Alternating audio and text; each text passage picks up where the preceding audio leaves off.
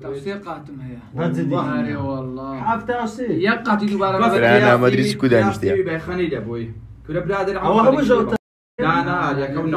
انا زارك شو يلبس انا بابا قد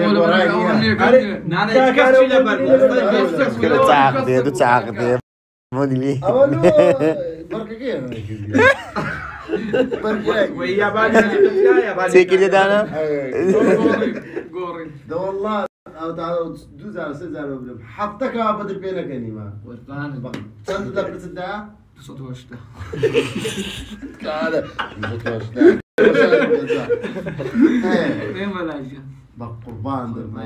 تدل ودك ام بخواي والله تبي والله يتسمنا يا ابو اخويا بقصه كرديت ومنهم دنيا ديني قربان ده لا تقول شريتي بخويلك هذا هموت انا هذا اوي بيك وانا هموت انا يكون قولوا على خد خفتي خير والله لا انا بتماجد جنبي بي ناوي اقصاش كذا برامري او كامل او وسي كنا ندري كنت صاني قلت عاشقم كنت صاني اقسم بالله دمزاني دمزاني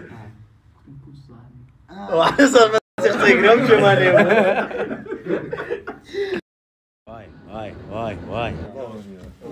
كاكا يا اخو بخير بخير والله تعود ما زكم كاكا شاوش جان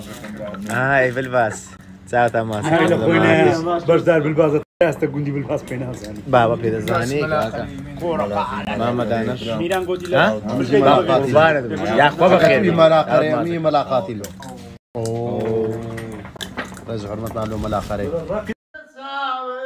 باب باري لساو باورك بسماني بهزور نايكا ساره بهزور نايكا ساره اوي بيرفان اوي سوكشال اوي بيرفان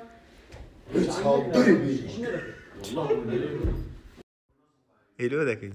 إلو ذكي إلو ذكي إلو ذكي شيء تشول إلو ذكي